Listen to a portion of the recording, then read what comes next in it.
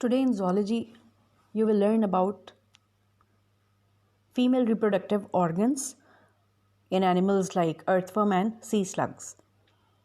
So, as you can see the picture. Now, what are the female reproductive organs? Ova or egg are produced in female reproductive structures like ovaries. Then they are transported to the oviduct. Sperm moves up in these tubes, oviduct.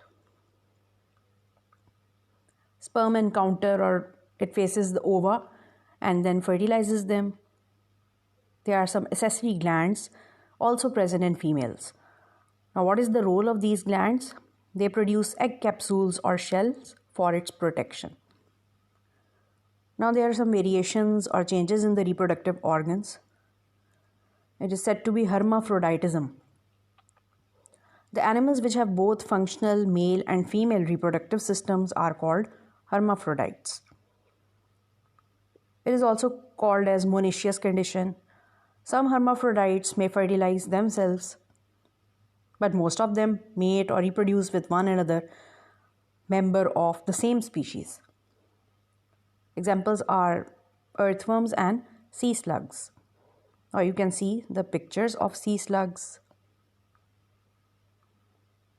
Each animal acts as both male and female. They donate and receive sperms. Sessile animals rarely encounter or face the opposite sex, so it's beneficial for them. There is sequential hermaphroditism. In this case, an animal is one sex during one phase or stage of its life cycle and opposite sex during another phase of its life history. Hermaphroditism exists in two forms. These are Protogynous and Protogynous. Now you will learn about them one by one. What is Protogynous? In protoandry, an animal is male during its early life history and then female later in the life history. Next comes Protogynous. It is just reverse or opposite to protoandry. In this case, an animal is female during early life and then male in most part of its life history. Of sexual reproduction, there are some advantages and disadvantages. We will discuss advantages first. New combinations of traits or characteristics arise more rapidly in sexually reproducing animals. It produces genetic recombination or genetic diversity. This genetic diversity is good and it increases the chances of survival of species during so many environmental changes. That is, it enables them to survive. It produces variation changes. As you know, variation is the foundation or basis of change or evolutionary process. Sexually reproducing animals eliminate different kind of mutations. Mutation is tiny change in tiny part of DNA. As you know, deleterious and lethal, these are the terms which means harmful for life. So they eliminate deleterious and lethal mutations. And if these mutations exist, like deleterious and lethal, they decreases birth rate of populations to such a great extent that individuals are killed.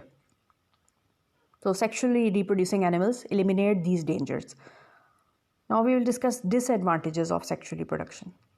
Sexually reproducing animals, they can't transfer exact copy of their genes to their offsprings or progeny. There is some reassortment of chromosomes. It is from mother, maternal, and father, paternal chromosomes. It occurs during sexual reproduction. Reassortment is a process in which a piece of chromosome from maternal mother, homologous similar chromosome pair, crosses over with a piece of chromosome from paternal homologous chromosome. This crossover of chromosome segments creates new DNA combinations. It again separates the parental genes in the offsprings. That is, it causes separation of genes.